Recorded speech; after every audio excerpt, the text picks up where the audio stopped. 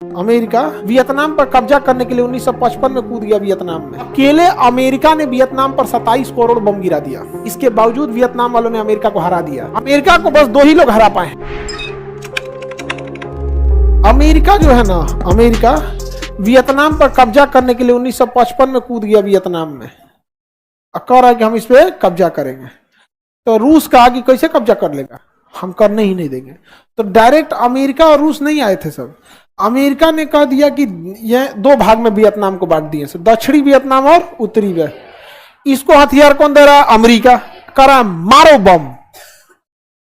और अमेरिका भी जाके बम गिरा रहा है यहां के लोगों को रूस बम दे रहा है, मारो बम। और रूस यहां आके बम गिरा रहा है। अकेले अमेरिका ने वियतनाम पर 27 करोड़ बम गिरा दिया। 27 करोड़ बम। इसके बावजूद वियतनाम वालों ने अमेरिका को हरा दिया। वियतनाम वालों ने अमेरिका को हरा दिया था।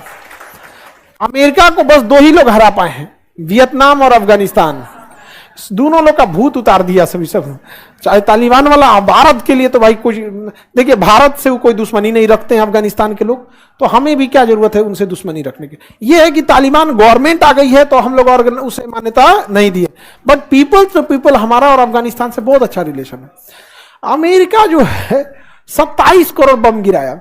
यहां का एक आदमी था जिसका नाम था हो ची मिन। क्या नाम था? अब बूढ़े थे वो, तो उनको सब लोग अंकल अंकल बुलाते थे। जैसे जवाहरलाल नेहरू को चाचा चाचा बुलाते थे ना, चाचा चाचा चाचा, तो चाचा नेहरू।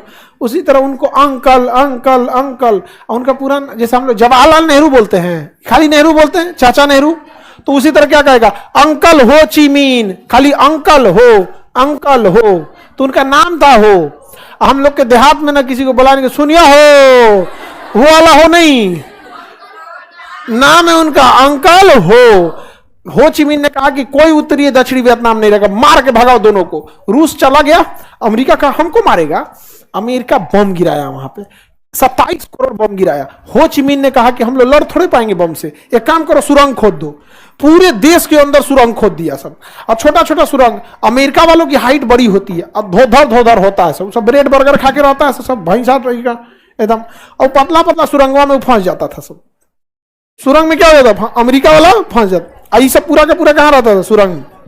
सुरंग में। अमेरिका वाला बम गिराते थे तो सुरंग में कोई दिक्कत ही नहीं होता था। सुरंग में उसने एक साइकिल रखा था, साइकिल से डायनेमो बांध दिया था, और डायनेमो से ऐसे चलाता था तो बिजली बनता था, जिससे लाइट उठ रहती थी। हॉस्पिटल अंदर ही, सुरंग के अंदर क्या बना दिया? 2 बेड का अस्पताल बना दिया, सब कुछ अंदर रख दिया यहाँ पे। और कुछ सुरंग असली होते थे, कुछ सुरंग नकली होते थे। नकली सुरंग की पहचान जाता था अंदर भाई वो गड़हा रहता था, उसमें सांप बिच्छू भरल रहते थे सब। तो अमेरिका वाला जो था सब कभी कभी नकली सुरंगों में चल जाता था, सांप बिच्छू मार देता था। और कभी कभी असली सुरंग में जाते थे सब ना, तो असली सुरंग को भी सब इतने डिजाइन से बनाते थे सब कि ऐसे सुरंग बनाएगा ये सुरंग, और यहाँ रास्ता रहेगा सुरंग में जाने का। और यहाँ ये सब क्या करते थे वियतनाम वाले, हल्का सा एक यहाँ बना के छुपे रहते थे यहाँ पे, पतई उतई ओढ़ के। और जैसे कोनो यहाँ से अमेरिका का सैनिक आता था, भाला लेकर घपाक से घोंप देते थे, चट्टा कहीं इधर घपाक से घोंप दिया। और बाप चिल्ला रहा है तो कहा मारो नहीं, मारोगे दिक्कत होगी, चिल्लाने दो। 2 दिन तक चिल्लाएगा, 10 गो डेरा जाएगा सब। मार के अमेरिका को भगा दिया।